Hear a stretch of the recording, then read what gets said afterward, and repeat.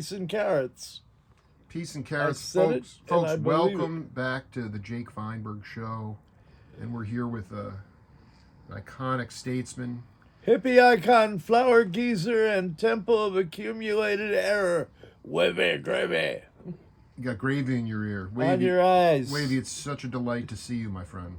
It's a delight to be delighted. You know, were you hip to a cat named Kenneth Patchen, a Of poet? course, he's not only a writer, but an artist. When did you first connect with him? Connect with him? I just knew about his stuff, and I knew about his stuff for about maybe 10 years ago, even.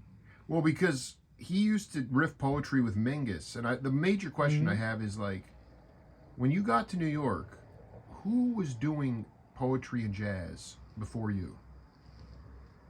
No. Don't know anybody doing it. Maybe, Patchen- maybe Ted Jones did a little bit. Who's Ted Jones? He was a gentleman of color that spun out of the Cafe Bazaar on not McDougal Street, around the corner. Sure. And you I just, when you got on the scene there, were there cat? I'm just saying he was already maybe doing it to a degree. Maybe, I don't know. We were reading poetry in the Gaslight. Absolutely. And then you talked John Brent into getting. John and I became the poetry directors of the Gaslight, and we decided who went on, and like that. That was our job. We worked for John Mitchell, who was the lunatic who had the deed to the joint, and it was John's place. And I remember getting him to let Len Chandler play a tune on the guitar. I made all my money with poetry. I said, "Look, just try. It's a guitar. It's just something. John, let's try it and see what happens." So I think Len Chandler was the first musician. Look, this is from my birthday. When was that? It's just not too many days ago. Oh, It's that's right. on Of course the it was. day. I was promoting you. I loved your birthday. You were talking about let the winds of creation take you, Yeah. and put your good where it will do the most. That's a good idea. Yeah, absolutely. So Len Chandler was so when you finally convinced Mitchell to get music, Chandler was the first cat in there. Yeah, and Bobby Seidenberg. Bobby Seidenberg. You know, there was a mercurial cat that I got a chance, kind of an introverted but very beautiful woman, Alice. Now I'm blanking on it. I think I know who you mean, but anyhow. Yeah, folk musician, but Bobby Seidenberg, we went to the neighborhood playhouse together, him and John Philip Law also, wow. who played the blind angel in Barbarella. And we used to go up on the roof and smoke pot and then go down and take David Pressman's class. It was wonderful. And sometimes dance. Who did we do? With Martha Graham at the neighborhood playhouse. It was extraordinary. Do you have a good Miles Davis story? You still writing them poems about me? Don't even say that, dude. Tell me about tell me a good Miles Davis story. That's it. When did he see He you? just got cross. You still writing them poems about me, mother? Yeah, Miles. and he smiled and patted me on the head, and that was about it. What poems did you write about Miles? About how he got beat up by the cops. That's right. Can you recite a couple lines? No, it's an ancient, a long time ago. But it was something enough that word got back to him that Wavy was riffing about Miles. Yeah, and it's in my first book, Kaleidoscope, which is very rare. Yeah, I've never seen that. Hardly anybody has, including me. Yo, so explain. Can you talk about Kaleidoscope? Where what is the angle of that book? God, it's so far back. But I mean, limited copies in circulation. Clearly, I don't. Do you even have a copy somewhere? No. What was Kaleidoscope about? It was just a bunch of my early poetry. about let's see, there was this woman Nina Gatana. She came with the night. She was the gypsy, and whoa, she, she could glow and float. And let's see, what I don't know. Early This poetry is stuff that you very were ancient, very ancient. that stuff that you were writing back at Com Ave in I Boston have University. no idea. Before, I don't know. We started a coffee house in Kennebunkport, Maine, Yeah, we talked about this, and yeah, that was some of my early poetry then. and it wound up in Kaleidoscope. Yeah. The you know you told an incredible story about the concert for Bangladesh, but I wanted you to talk about your when who was the Beatle you were closest with? Me, I wasn't close to any Beatles. None, none. Zero. If I picked one, I would pick. Well, Paul is the most closest. Yeah, I think I connected with Paul a little bit over the years, but I would have been closest to John because he's more of my heart. I just would have assumed that because you were there, you had crossed paths with those cats before. No. I only wish. I only wish. I'm trying to remember anything. It's so long ago. Wavy, it's amazing, and you continue to inspire it. Your memory is still pretty darn good. But that British invasion, those cats, would you say that you were there for the cause itself? Were you closer to Ravi than the Beatles? Who, Robbie? Ravi Shankar. Oh, Robbie. Yeah, I mean, because him and Alo Raka opened that concert. Yeah. And the whole thing was about that. But who is the other? Who's the other Indian musician that Ali I do Akbar know? Khan. Yeah, and somebody. Yeah. Alu Raka. Yeah, I think so. But there's somebody else I'm trying to think of, but I can't. It's so long ago. I was coming up here, driving up from San Jose. I was watching a video, your 50th birthday, which was 1986, and it's this beautiful acoustic show. You're sort of emceeing it. Garcia came out and played, and then at the end, Bobby and Brent do the first time ever "Hey Jude." Mm-hmm. They sang "Hey Jude" for the first time. Can you just talk? The one guy who was fascinating to me was Brent Midland. Did you get a chance to ever just talk to Brent? I mean, he wasn't a big talker, but sure. Can you talk about Brent Midland? I mean, he didn't talk much, Brent, but he just glowed. He glowed. And he could crawl over the piano. Oh my God! And take your breath away and give it back. Yeah, Brent was glorious, and I was very privileged to have shared oxygen with him. Would you say the keyboard position was "quote unquote" the bad position for the Dead? People like, were you closer with Keith? Who was the keyboardist you were closest with? Pig? No, well, Pig, yeah, sure, but that was a little back to the ancient times. Very ancient, Palo Alto, 65 or something. Yeah, sure. And they came and stayed in our house. At the time, you were living where? In New Mexico, I think. Wow. My mind is scrambled. I can't. You're doing fancy, dude. You're doing. Listen, because I feel like when you were after the Brent experience, the John Brent experience with Mitchell, you were cooking. You met Dylan. Dylan was wearing Woody Guthrie's underwear. Cosby was living upstairs. Got kicked out.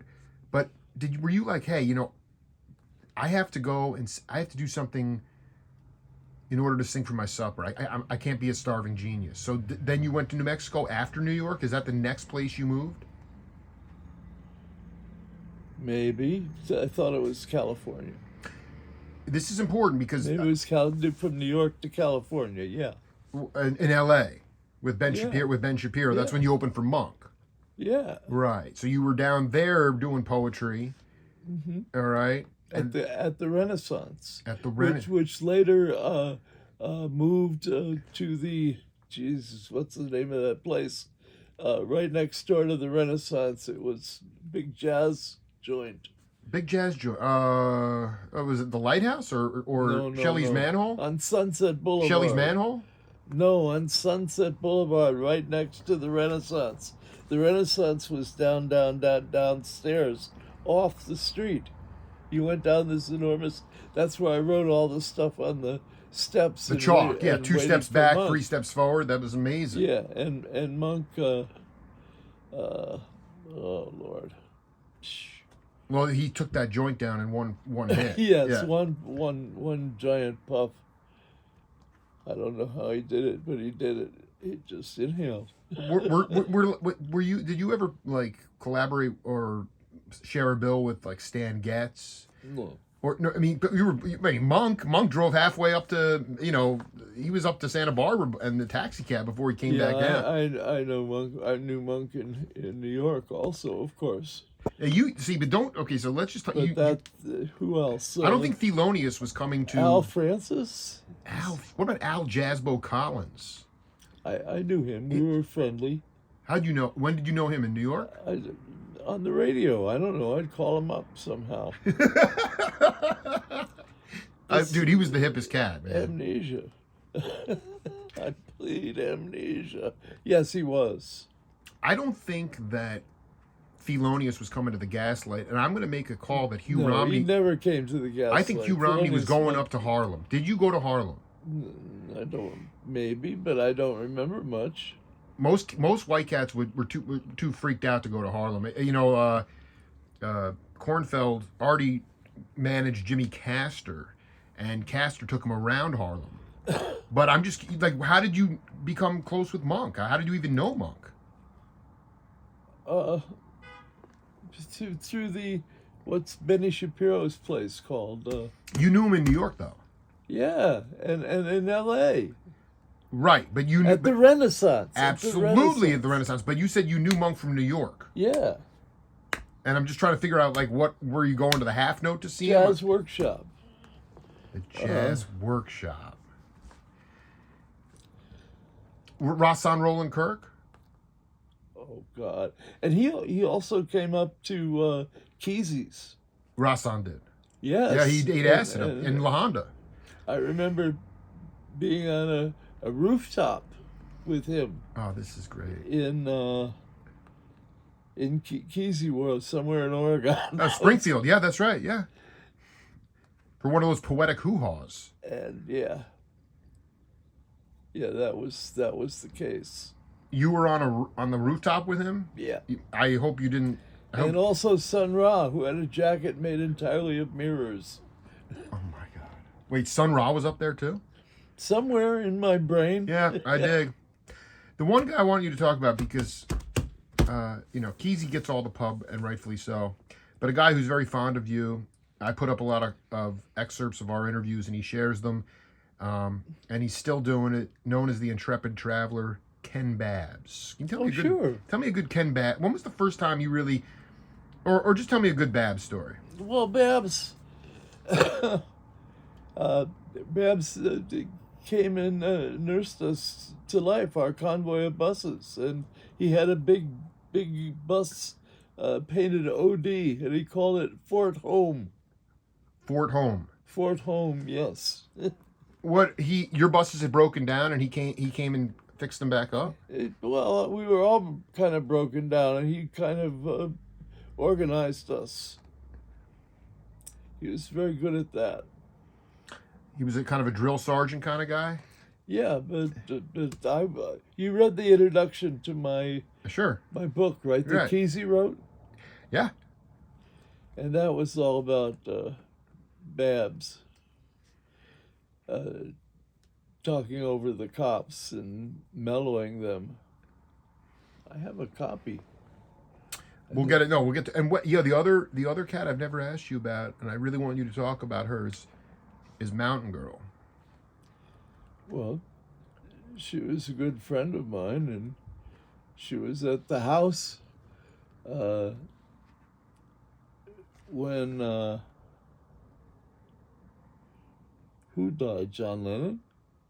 In 80? Yes. She was staying at my house. And that gorilla up there came from her and Jerry. That gorilla? Yeah. That thing looks pretty good for what it was. Yep. There was more of an arm that came out, but the elbow is missing somewhere. Somewhere the elbow is around. It should be reattached. You know, I was thinking, what would it take for me to get you to come to the show tonight at the chapel? I think it would be Where? San Francisco. You know, Mission, walking along in the Mission. Because I mean, it's a barn burner, and Wavy, man, we need you out there, man. Dan Hornband, Riley Walker. You said when I told you, you're like, I know nothing, and neither do I. I know nothing. I don't know. I'm still recovering from my big birthday party. Tell me about it. Well, right, you have the lanyard. Where did that go? You're right there. No, it's just off on the side there. There you go. You got it. Yeah, it was amazing. Was it a function outside Berkeley, or did you guys have a party here? Here it says, I'm reading Steve Earle, Maria Muldaur, David Nelson, Pete Sears,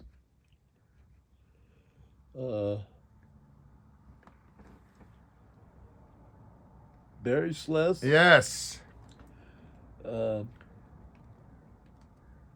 Ramblin' Jack? Helen Lucas, Trudy Goodman, Larry Brilliant was the MC, and very special guest. It doesn't say anymore. You know that I'm glad you brought that up before we wrap. Tell me that you have a Underground Hog Farm Festival, June 9th to the 11th. I forget the name. I just took a picture of it outside. Carl Denson's Tiny Universe and a bunch of bands. 3-day fest for Win a Rainbow. When is it over? No, it's Did we have it? no. It's coming up. It's June 9th to the 11th. Yeah. All right, that's good. What is the most for you at this point? What continues to be a driving force of inspiration for Wavy Gravy? Well, just to try and put my good where it'll do the most and get other people to do likewise. And then you get a big ball of good and you can do stuff. Stuff happens. But I mean, go with the flow, feel with it, and turn into it, and let go, and it will direct you. No, I dig, but being that you are not like, can you give an example of how you continue to put your good where it does the most? Well, I just had this huge birthday party at the Herbst Theater. They even fit the joint for trapeze, which had never happened before in that place. Damn. It's a very stylish venue that I guess Steve Earle put together. Where is it? Berkeley? No, it's in San Francisco. Wow. And how do you spell the name of it? What's the venue? Herps? Yeah, the Herbst Theater. Wow. It's a classy, very classy, high rent joint. And you had a trapeze in there. Yeah. Were you on the trapeze? No. No, who was on the trapeze? Does it say?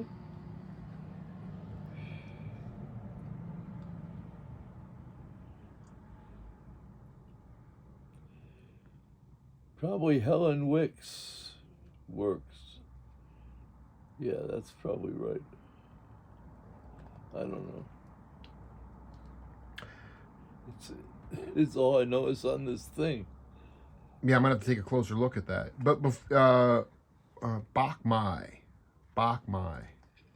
It means No. It was this is a benefit that to rebuild Bach Mai that was blown up on Christmas Day by B-52s. dude, your memory is that was 1973. I was listening to the opening for the Dead at Palo Alto. And you were like, this is as bad or worse than anything going on in Bangladesh.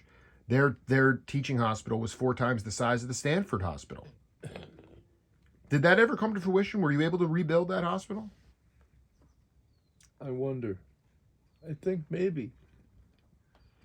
I think maybe with a lot of help from a lot of people. I think we did, but I'm not sure. That's a, it's just, my brain doesn't go back that far. It's beyond gate. Well, like Jose Feliciano said, don't put any sugar cubes in my drink. You know, don't give me no sugar cubes. You know. Give you no what? Don't give me no sugar cubes. He said. Oh, no sugar. Yeah, no sugar. Wavy, man, it's just so beautiful to see you. I feel like you're looking healthier and younger than. I feel great. I'm ready to tap dance, you know, and do stuff. Keep doing it. We're heading up to camp in a few days. I'll be there most of the summer for the kids, and occasionally I'll probably be buzzed down to the Bay Area for some event or other, or you know, we have this huge spread up at the camp where we do huge concerts. Very well. That's been going on for a long time. It's in Bob Barsotti is, you know, married into our family, and he was Bill Graham's number 2 guy. I can't believe you just dropped Bob Barsotti married into your family? Yeah, he's a hog farmer now. Oh my God. And has built this amazing house on a mountain behind Lake Veronica, which is the lake where the water slide is. A beautiful, beautiful house. So he's going to be at the camp as well, or he's just up in that neck of the woods now? He's a hog farmer now. Yeah, but you know, I don't know if we're going to do another big show like that. Who's doing a big show is Biasha and Tamara. Right. When we get off this interview, I'm gonna show you this flyer that I just took a picture of outside. Apparently, there's something coming up in a couple weeks. 3 Is days. that the Hog Farm Hideaway? Thank you. Thank you. That's what. Yeah. The hog. Why don't you? Can you promote that a little bit, or you know? No, I don't know. Know much nothing about it. Yeah. Who's playing? Is it String Cheese? String Cheese. Leftover Sam. Yes, Leftover Salmon. Yes. With my good friend, what's his name? I'll never forget what's his name. But I jam with Leftover Salmon. You did. Yeah, I always do. I love and adore them. Vince is his name. Their lead musician. No, it's going to be a hip festival.